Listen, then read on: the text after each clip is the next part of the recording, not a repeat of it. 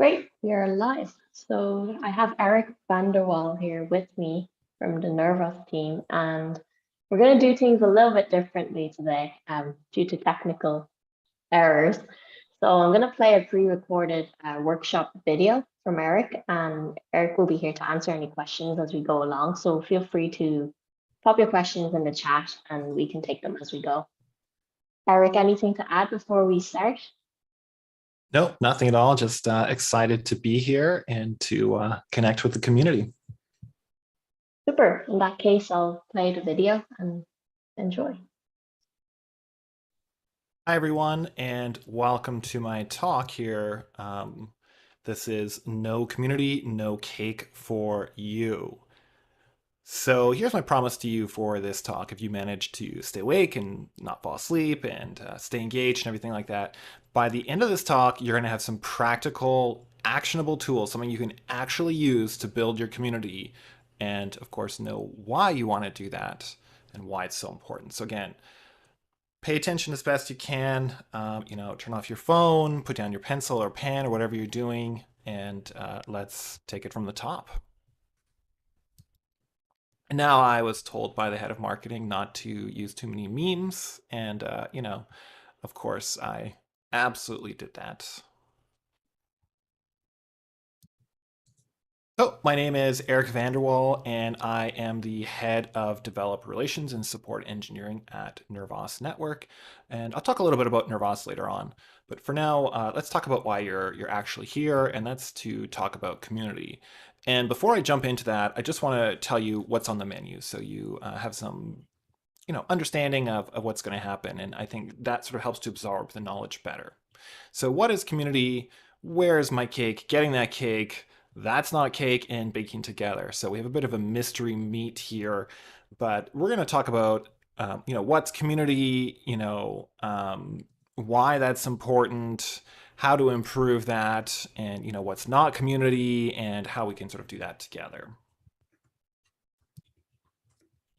And so I've actually given this talk a couple of times before, and I continue to give this talk because not because I'm lazy necessarily, but because the message becomes more and more true as time goes on. And in the past, I've given other talks, maybe like 10 years ago in my previous career. And I can't, sort of reuse those talks in any sort of way because, things really change. But when it comes to community, instead, it's not so much that there's like a fundamental change in our understanding of community, but we're just building further and further up on that understanding. And so this talk just gets built up more and more. And every time I give it, I really actually do believe more and more, this is completely applicable to what we're doing in Web3, And last time I gave this talk, like a version of this talk, it was called If You Build It, They Will Come. And so you may be familiar with that from the movie Field of Dreams, depending on how old you are, with Kevin Costner. Came out in 1989, so not to date myself too much. And in the movie, it was like, the Kevin Costner character had a ghost come to him and say, like, if you build it, he will come. And, I think it got misinterpreted. If you build it, they will come. But the point is that like if you build something awesome, you have a really good idea, you got positive vibes and everything, your customers, your fans, your community, they're just going to come to you, right? And it's going to be successful. While, I hate to tell you, and probably, you may already know this, that's bullshit. That's just not the way it works, right? Just because we build something awesome doesn't mean that people come. And, the reality is we're in sort of the creator economy, or we've been in the creator economy, for a bunch of years with Web 2. And it's become easier and easier for people to create content. And now with Web 3, it's easier for people to create certain kinds of technology and this sort of stuff. And the issue is not about the creation so much anymore. All that, of course, that can still be a challenge. It's about discoverability, right? This has become a really big issue. And there was a study that MailChimp commissioned, And it was done in 2019, and they had hired like a third party company to do this, and they reviewed 505 small businesses in the US, and they had either all developed something or launched their business, or had done it within the last 2 years. So they're all sort of fresh new businesses, and this should probably resonate with our industry because this is where we are. There's not many products that are more than 2 or 3 years old here. And the name of the report was Why Small Businesses Should Start Marketing on Day One, a MailChimp report. So they felt that was the most important part to highlight in their study. And I agree, right? Why we should start marketing our business on day one. So who's marketing their businesses on day one or before, they've launched anything, before they've done anything? Well, these people are. And if you don't know what these are all video game covers. This is, an example, but basically any major media these days is marketing what they're doing long, long before it's out. Teasers and trailers and concept art and leaked information and announcing celebrities who are going to be part of the project or all this kind of stuff to build up a community, a hype, an excitement, a marketing around it long before there's a project. And I think this is something that we need to take note of, especially, we're smaller businesses typically, or smaller projects. But we need to pay attention at least to sort of what bigger projects are doing and learn from sort of their lessons and their mistakes. And even if we're not going to do exactly what they're doing, we can, learn from that. So you probably came to this talk and you're thinking, okay, I thought you were going to tell me what's community. I thought we're talking about community and not marketing, but here it is. This is a quote from Greg Eisenberg. Community is the new marketing. You don't build a community to promote your product. You build a community so you don't have to promote your product. And perhaps this is a little bit jaded, like to think of people as marketing and stuff like that. And, certainly that's just one aspect of it. But that is the aspect that we're talking about today. And it is an important one. So who is this? This is a growth advisor for TikTok. He was a product strategist for WeWork, an advisor to Reddit and things like that. So, he really does know what he's talking about. Now that we've covered some of the preamble here, I do want to talk about what is community. And I'm not going to get into this, too much at a academic level or anything like that. We'll go over sort of a few things, but I do want to, talk about it a little bit so we can get into some more details after that. And in order to do that, I want to talk about the sense of community theory. So this is not new. This was created in 1986 by David McMillan and David Chazaz. And the study of community actually, is its own field of study. It's a fairly serious one for people if they want to go down that path. And of course, we're all, parts of communities, whether we want to be or not. So we've all had also our firsthand experience. But looking at it from this point of view, I think can help us break down some of the details so we can learn where we can do things better.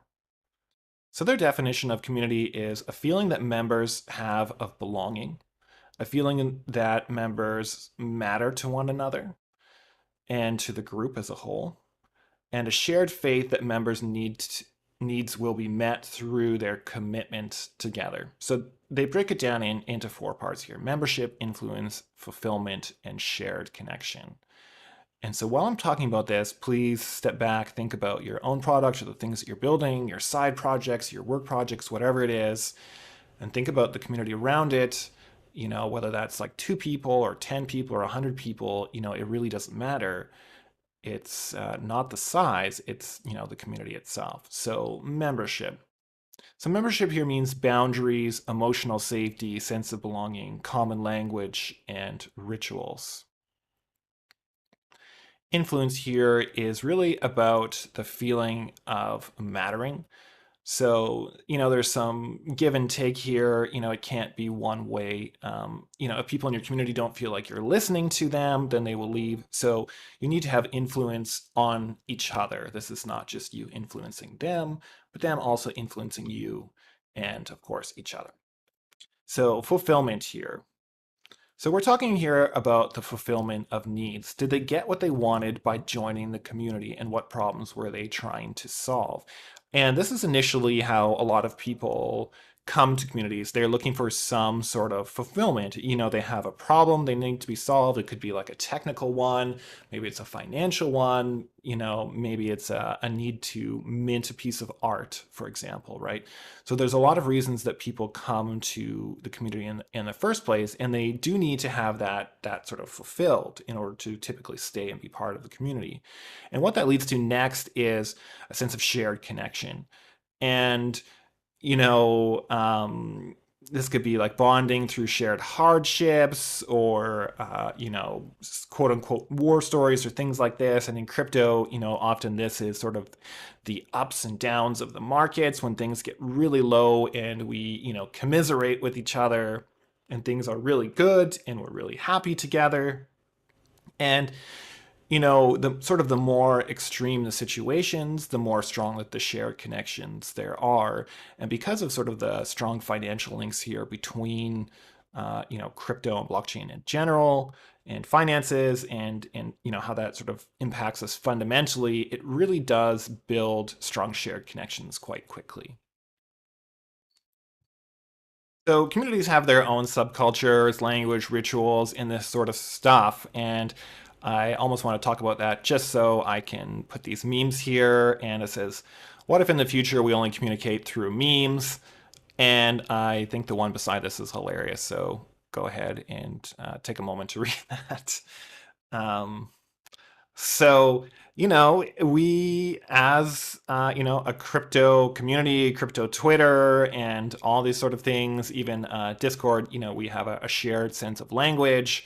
And again, sort of our own subcultures within subcultures and our own, rituals, whether it's saying good morning, good night, or these sort of things.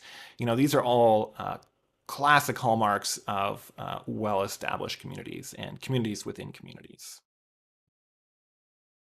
Okay, so we just finished talking about, what is community and sort of breaking down a couple of the fundamentals of that. But now we're going to talk about where's my cake? And honestly, this is sort of like, why do we care? What's the benefits? What's the reasons that we want community? And we touched on that a little bit, but we can get into that, a little bit deeper. So here's another good quote. I love good quotes. Software is no longer sold, it's adopted. So if you're a dApp developer, you are essentially somewhat, I guess, selling software. It's a sort of user-facing software. It's an end product, but it's true, And this is something that coming from developer relations, and I'm talking to you guys as developers, that software is no longer sold, it's adopted.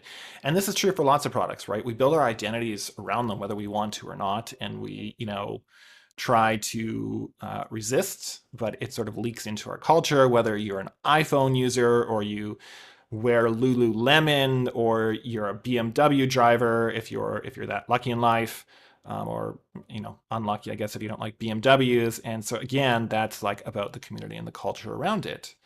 And big companies spend like a ton of money to stay up to date with consumer research. But as new, smaller companies and products, really, we just don't have the money for this.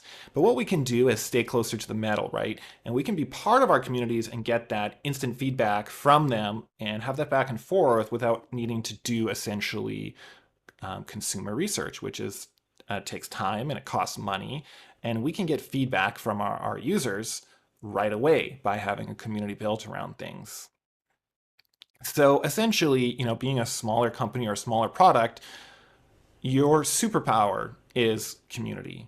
So, a lot of big companies spend a lot of money to try and build up, a community identity and to directly connect with their community and things like that. And that's something that we can do ourselves right from the very, very beginning.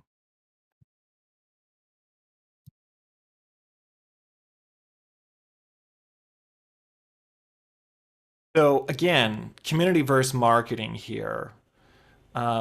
Community is essentially a much lower cost of commitment here, although a much higher time commitment typically. And communities are based off of spending time with people, engaging them, rather than paying for ads and clicks and these sort of things. Community at the same time, compared to marketing, actually can give us a much quicker turnaround time, right? Versus like setting up ads and having them go and people clicking and following through and then having to engage with our community anyways, and potentially a much smaller one. And frankly, we just don't have the time in Web3, right? I joke that we have regular time, we have startup time, and then we have crypto time. And we are in the business of crypto or blockchain, probably if you're at this talk, and we are living in blockchain time, right? And, if, you're 5 years as a standard developer, some people are telling you you're still probably a junior. I don't think that's true, but if you're 5 years in blockchain, you're like an OG, right? Our time goes by really fast and we need to pivot even quicker. And having that community as that barometer of change is very important. Okay, so let's get that cake. So what we're going to be talking about here is talking about, some practical steps and things that we can do to improve our community or understand our community. And this is the social identity cycle. So communities are essentially shared social identity and participation, as we've talked about.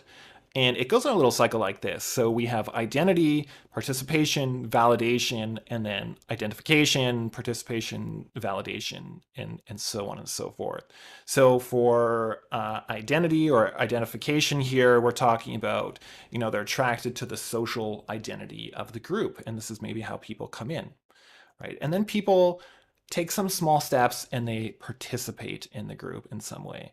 Now, then the group rewards them for their participation. And these can be all kinds of different rewards. These could be such as financial rewards. These could be like, kudos. They can be internal motivations, or like I said, kudos or external motivations, and all kinds of things. And then when that happens, they more strongly identify with the group, which leads to more participation and further validation.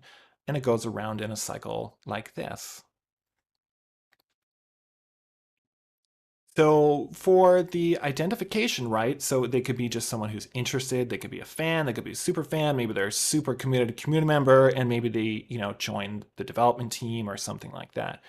For participation, it could be joining a Discord, filling out a form, sharing something on Twitter, becoming a member, maybe making some infographics or things for you, writing an article and this sort of stuff. And for validations, validations can start small, like welcoming new members, seen by the community as knowing something, maybe a kudos for a good meme or an upvote for a share. People being seen as an expert or a moderator can fulfill our sense of validation. So, from a practical point of view, if your community is not doing well, try and break it down into one of these three steps and say, like, okay, are people not identifying in the community? Are they not participating? If they are participating, are they being validated for it? And try and figure out sort of where, these cycles work into your community and how you can build them up a little bit further.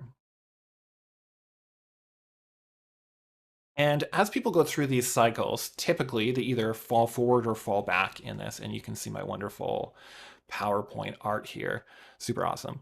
And people are, start off as passive members, become more active, become essentially power members, and they become leaders. And, we can look at this in a sort of a different way, because just looking at it this way is not super helpful for me, right? And I want to show you this. And I believe this was actually created by Douglas Atkins. And this is called the community commitment curve. So Douglas Atkins was the head of community for Airbnb.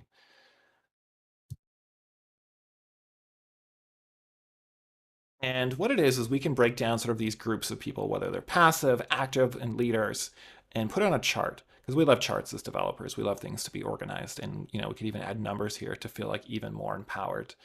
But at the beginning, we're going to measure things through the cross-section of commitment and time. The more time or the more committed they are, the farther they are up on the curve, right? So at the beginning, they're just going to maybe read the purpose of the project or maybe check out some of the members' profiles. Maybe they're going to become a member as they become more active or read forums, blogs, write blog posts.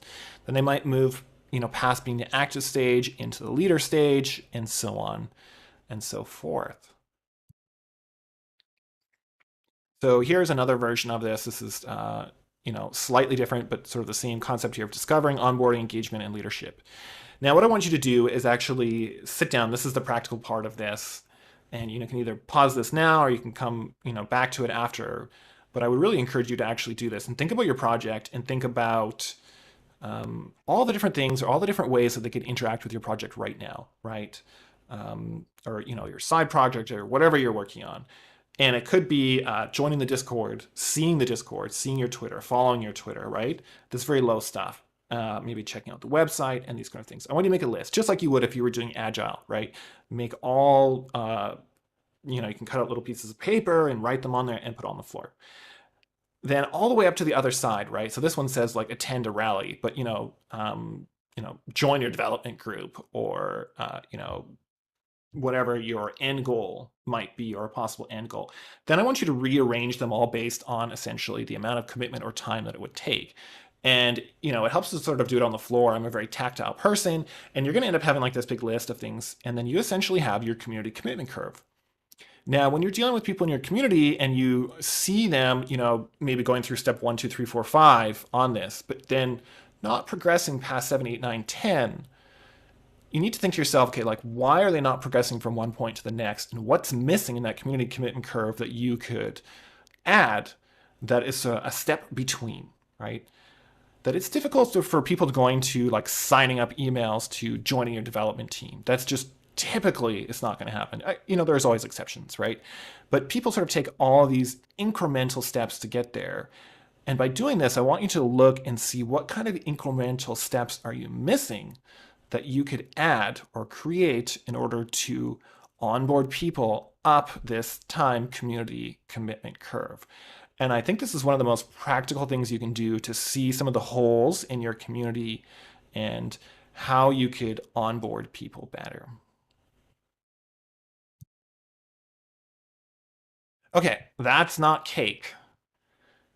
So now that we've talked about, hopefully one of the most practical examples you can do to build out your community or, even think about pre-building your community before it happens, is I just want to talk about a couple of the pitfalls and like myths of community, because I think these are almost as important to think about when we think about what is community. We need to think about what is not community. And one of the, biggest pitfalls and myths, people think, okay, my community is a failure because it's not an instant community. Community takes time to build, right?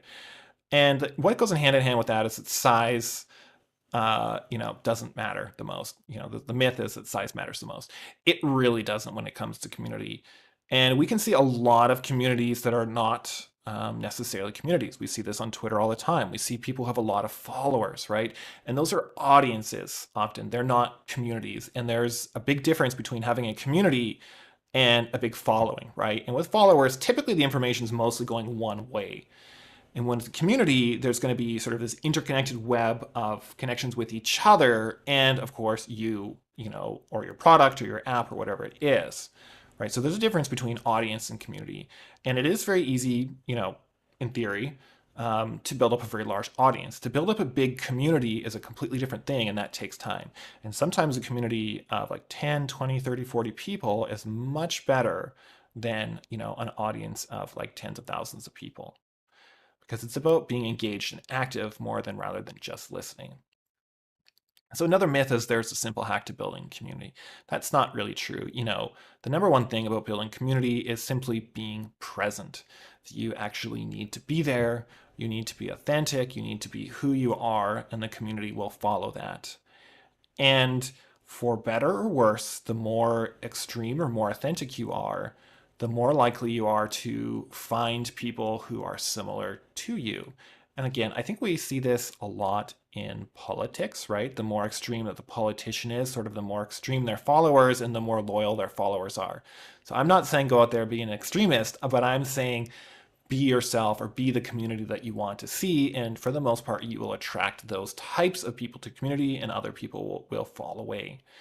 And something for us at like Nervos, this is really important, to us is, being there for people, being authentic with people, being helpful to people, because that's how we want to be treated. And so that's how we like to treat other people, right? So there's no simple hack. It takes time. Be who you are, and, hopefully that will bring more people.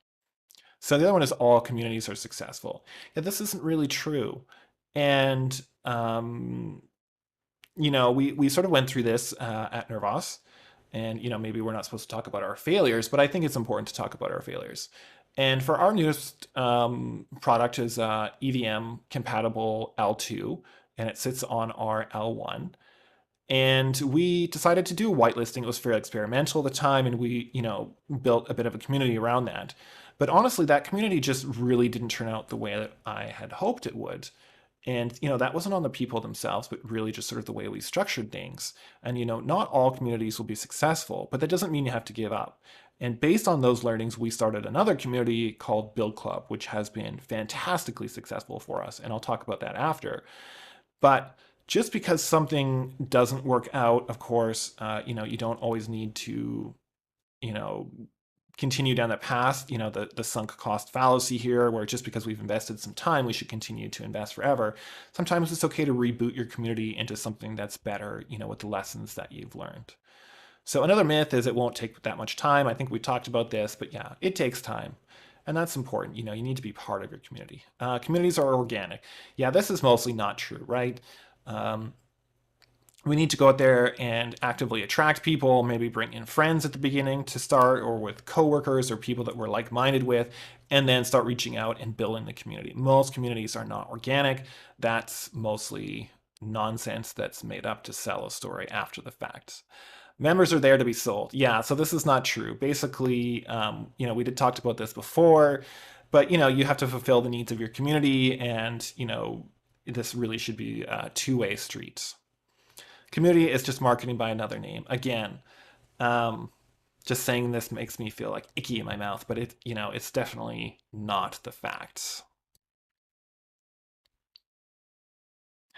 Yeah, so here's me. This is a real picture of our team, and I'm right in the middle at the bottom. But communities building is hard. You think you're going to be at the top of the pyramid, but the fact is you're pretty much at the bottom, and you're going to spend a lot of time at the bottom. So, a few final parting tips here on the community aspect is, make community a home, make it a place to be accepted, and make it a place that you want to be. Even if you can't stand being in your community for that long, then it's probably not a great community, right? So allow ownership within your community to allow people to have a sense of purpose, create rules, enforce those rules, have daily rituals or weekend rituals or whatever it may be, good morning, good nights, and design spaces that are authentic and sincere. And I did want to leave sort of one last thing here, one last thought on community, and this is one that I feel that's come up quite a bit. And again, so hopefully these sort of authentic thoughts with you is when it comes to gatekeeping, which is an interesting thing.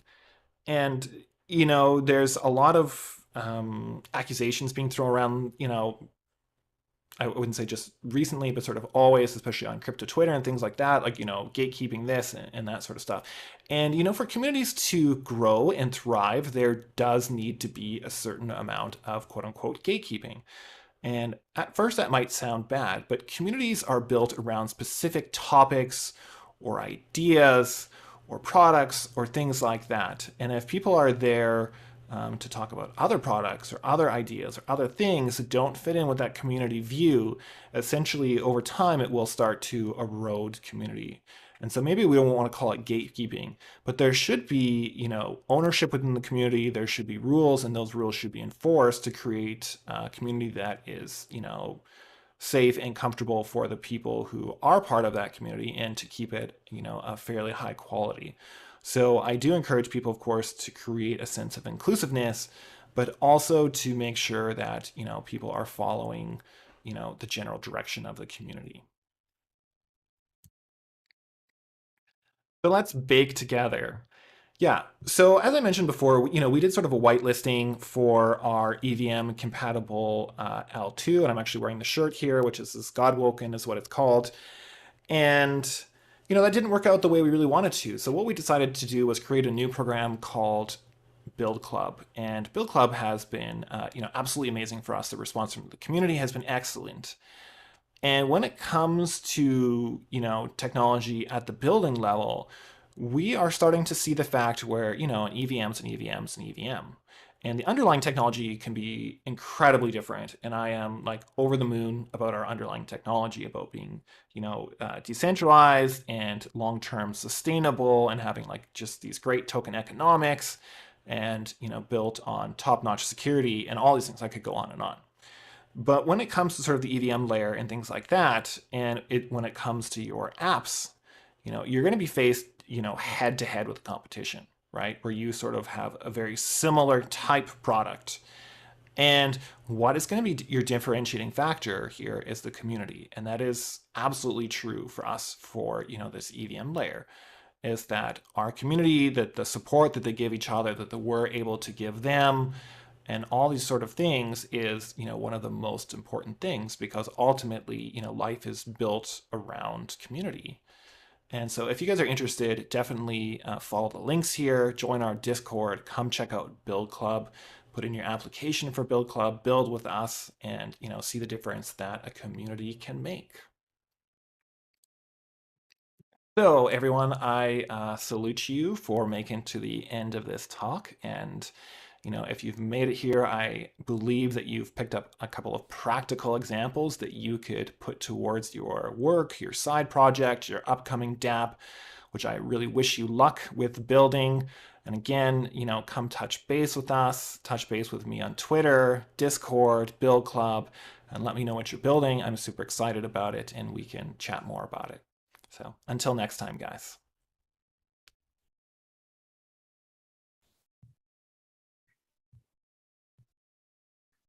Great, thank you.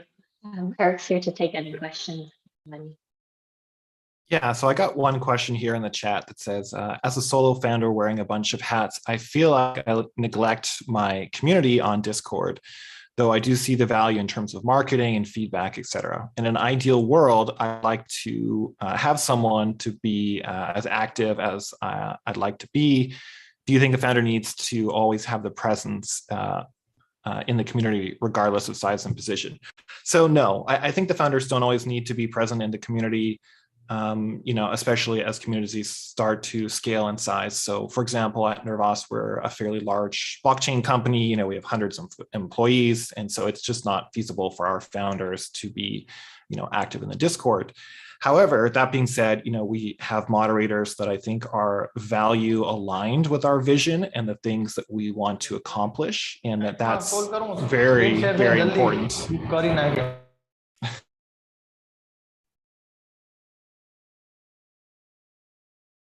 Eric, you're on mute.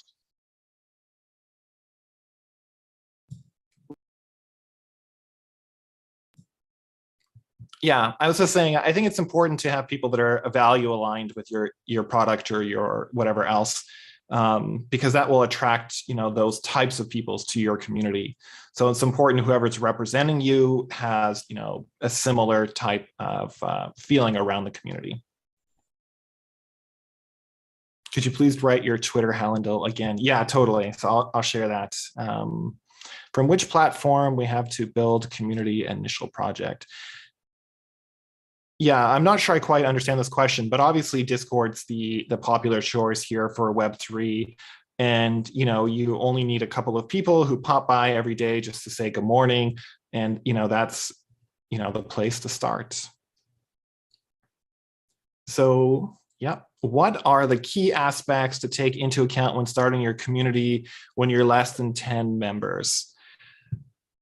What's the key aspect? I think a commitment to be regular on your behalf. When you're such a small community, you have more time than money. And, you need to show up and you need to be present and let people know that you're present so that that community continues to build. And you need to fulfill the needs of that community. So people come there for a reason, typically to start off with. and you need to help them with whatever technical issues they have or whatever they want to do, and then move it out from there. People have limited time and attention. How do you attract people considering this? Yes, that's a good question. To think about that, I'm not sure there's like one easy and right way to do this, right? So again, I think that community commitment curve, or sorry, not the community commitment curve, the cycle that we looked at before, and looking at whether people identify, whether you're solving problems, whether people are committing, whether they're getting kudos, and these types of things are pretty important. And if you're not fulfilling all of those steps in the cycle, then you're going to start to lose people. So make sure that you're fulfilling all those steps. What's the difference between DAO building and community building? I would say I'm certainly not an expert on a DAO. So what's the difference between DAO building and community building? I think there's not necessarily a huge difference in the sense of that a good DAO should be a community, and it is just potentially a community with other aspects built into it that a non-DAO community might not have. So I'm not sure if you guys are familiar with Developer DAO, but certainly go check them out. They're quite a large builder DAO that I'm a part of, and I'm there regularly, and there's lots of great Web3 builders there.